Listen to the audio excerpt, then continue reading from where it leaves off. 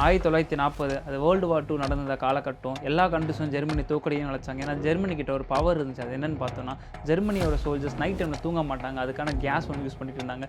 யோசிச்சு பாருங்க, மற்ற சோல்ஜர்ஸ்லாம் டயர்ட் ஆகிட்டு தூங்கிட்டு இருப்பாங்க. ஜெர்மனி சோல்ஜர்ஸ் நைட் டைமில் சண்டை போட்டுட்டு இருப்பாங்க. இது எவ்வளோ பெரிய அட்வான்டேஜ் அந்த டைமில் இருந்திருக்கும்ட்டு. அதுக்காக மற்ற கண்ட்ரிஸ் எல்லாம் சேர்ந்து ரிசர்ச் பண்ண ஆரம்பிக்கிறாங்க. ரஷ்யா ஒரு கேஸும் கண்டுபிடிக்கிறாங்க.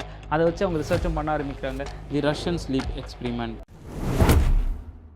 ஃபஸ்ட்டு கண்டுபிடிச்ச கேஸை எலி மேலே யூஸ் பண்ணுறாங்க. எலி மேலே யூஸ் பண்ணணும், ரிசல்ட் ரொம்ப சூப்பராகவே இருந்துச்சு. அந்த எலி வந்து தூங்காமலே இருந்துச்சு. இதுக்கப்புறம் இதை மனுஷங்க மேலே வச்சு டெஸ்ட் பண்ணணும்னு முடிவு பண்ணுறாங்க. ரஷ்யாவோட சோல்ஜர்ஸ்லாம் ரஷ்யாவோட பீப்புள் மேலே யூஸ் பண்ணக்கூடாதுன்னு வாரில் கேப்சர் பண்ணியிருப்பாங்களா வார் கைதிகள், அவங்க மேலே ட்ரையல் பண்ணலான்னு முடிவு பண்ணுறாங்க. அப்படியே 5 கைதிகளும் சூஸ் பண்ணுறாங்க. அவங்க எப்படி ஒத்துக்கிறாங்கன்னு பார்த்தோன்னா, 30 நாள் நீங்கள் தூங்காமல் இருந்தீங்கன்னா உங்களுக்கு விடுதலை தரோன்னு சொல்லியிருக்காங்க. அவங்களும் விடுதலையா ஓகே, ஏன்னா இவங்க வந்து இந்த நாடு கிடையாது, வேறு நாட்டிலேருந்து நீங்கள் கேப்சர் பண்ணி வச்சுருக்காங்க.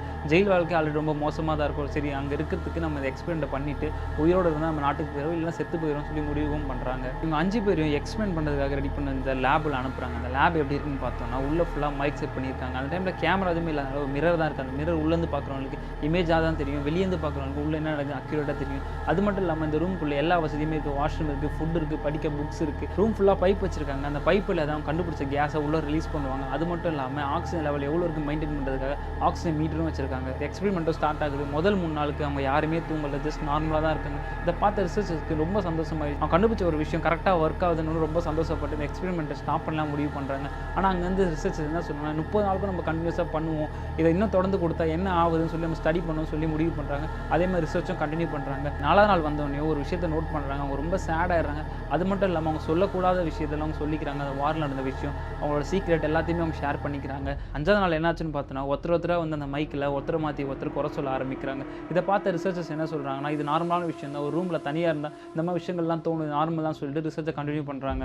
6, 7, 8 இந்த நாட்டில் ரொம்ப பெரிய சேஞ்சஸை நோட் பண்ணுறாங்க. அது என்னன்னா, யாருமே யார்கிட்ட பேசாமல் ஒருத்தர் தான் தனித்தனியாக போயிட்டு ஓரமாக உட்காந்துக்கிட்டு அழுகுறாங்க, கத்த ஆரம்பிக்கிறாங்க. 9ஆவது நாள் ரொம்ப எக்ஸ்ட்ரீமாக இருக்குது. அதுக்குள்ளே இந்த ஒருத்தன் கத்த ஆரம்பிச்சிருக்கான். சாதாரண கத்தில் ரொம்ப பயங்கரமாக கத்துறான். தொடர்ந்து 6 மணி நேரம் கத்திருக்கான். ஆனால் ஓக்கல் கால் கிழிஞ்சி வாயில் ரத்தம் வந்திருக்கு. அது மட்டும் இல்லாமல் பித்து பிடிச்சமா அலைஞ்சு உள்ள அந்த புக் எடுத்து புக்கில் இந்த பேஜஸை கிழிச்சு அந்த மிரர் ஃபுல்லாக ஒட்டிட்டான். ஸோ இப்போ இவங்களுக்கு என்ன உள்ள நடக்குதுன்னே தெரியல, ஜஸ்ட் வாய்ஸ் மட்டும் தான் கேட்கணும். அதனால என்ன பண்ணுறாங்கன்னா, 10ஆவது நாள் வாய்ஸை மும்முரமாக கேட்கணும் முடிவு பண்ணுறாங்க. அதே மாதிரி மானிட்டரும் பண்ணுறாங்க. 11, 12, 13 இந்த நாட்டில் வாய்ஸ் ரொம்ப ஸ்லோவாக தான் கேட்குது, ரொம்ப ரேராக தான் கேட்குது. 14ஆம் தேதி இந்த வாய்ஸுமே நின்றுச்சு, எந்த ஒரு வாய்ஸுமே தெரியல, கம்ப்ளீட் சைலண்ட் ஆகிடுச்சு. இவங்க உள்ளே இருக்கவங்க உயிரோடு இருக்காங்களா இல்லை இறந்துட்டாங்க கூட தெரியல.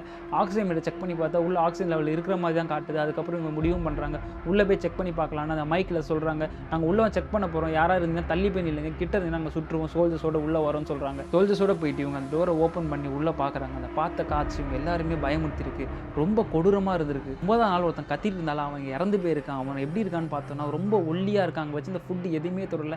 அவன் உடம்புல எல்லா இடத்துலையும் புண்ணு இருக்குது, மசில்ஸ் எல்லாமே தெரியுது. ஏன்னா அவன் கறியை பிச்சு அவனே சாப்பிட்ருக்கான். மற்றவங்களும் அதே மாதிரி தான் இருக்காங்கன்னா அவங்க மற்ற 4 பேர் உயிரோடு இருக்காங்க. அவங்களுக்கு அந்த பெயின் ரொம்ப அடிக்ட் ஆகி பிடிச்சிருக்கு. அது மட்டும் இல்லாமல் உள்ளே வந்தவங்ககிட்ட எனக்கு அந்த கேஸை கொடுங்க, அந்த கேஸ் இல்லாமல் என்னால் ஒன்றுமே பண்ண முடியாதுன்னு கேட்க ஆரம்பிக்கிறாங்க. இந்த ரிசர்ச்சர்ஸ் அதை பார்த்துட்டு ரொம்ப பயந்துட்டு இவங்க எல்லாருமே ஹாஸ்பிட்டலில் சேர்க்கணும்னு சொல்லிட்டு மீதி உயிரோடு இந்த 4 பேர் ஹாஸ்பிட்டலுக்கும் கொண்டு போகிறாங்க. போகிற வழியிலே ஒருத்தர் இறந்துட்டான். மீதி 3 பேர் ஹாஸ்பிட்டலில் சேர்த்து அனஸ்தீசியா கொடுத்து அவங்க தூங்க வைக்கணும்னு பார்க்குறாங்க. ஆனால் அவங்களுக்கு தூக்கமே வரல. அது மட்டும் இல்லாமல் அவங்க ரொம்ப மோசமான நிலைமையில் இருக்காங்க.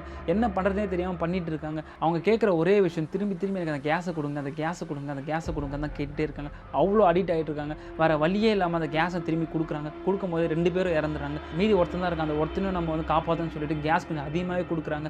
கேஸ் அதிகமாக கொடுக்கும்போது அவர் ஒரு மாதிரி பித்து பிடிச்சி ஒரு மாதிரி பண்ண ஆரம்பிக்கும் போது அங்கே இருந்த டாக்டர் கன் எடுத்து சுட்டுறாரு பயத்தில். அதுக்கப்புறம் அவர் என்ன சொல்கிறார், ஏன்டா இப்படி பண்ணுறீங்கன்றாரு. அதுக்கு அவன் என்ன சொன்னான், நானாக உங்களை எக்ஸ்பிளைன் பண்ண சொன்னேன், உள்ளே தூங்கிட்டு இந்த மிருகத்தை தட்டி எழுப்புனது நீங்கள், இந்த மிருகம் எனக்குள்ளே மட்டும் இல்லை உங்கள் எல்லாருக்குள்ளேயும் இருக்குன்னு சொல்லிட்டு அங்கேயே அவன் செத்துடுறான். இதை கேட்ட ரிசர்ச்சர்ஸ், டாக்டர், போலீஸ் எல்லாமே மன உழைஞ்சு ஓரமாக உட்காந்துடுறாங்க. இதோட அந்த ரஷ்யன் ஸ்லீப் எக்ஸ்பெரிமெண்ட்டும் மூடிடுறாங்க. ஒரு மனுஷன் 15 நாள் தூங்காமல் இருந்தால் கோமாக்கு போயிடுவான், இன்னும் உச்சகட்டமாக இறந்து போவான், தன்னைத்தானே காயப்படுத்திக்க மாட்டான், இந்த மாதிரி மிருகமாக ஆக மாட்டாங்க. இது ஒரு கட்டுக்கதைன்னு சொல்கிறாங்க. இன்னும் சில பேர் இது உண்மையிலே அந்த நாட்டில் நடந்த சம்பவம் சொல்கிறாங்க. ஒரு மனுஷன் 15 நாள் தூங்காமல் இருந்தால் இந்த மாதிரி பித்து பிடிச்சி மிருகமாக ஆயிடுவானா? உங்கள் கருத்துக்களை கமெண்ட்ஸ்ல சொல்லுங்கள்.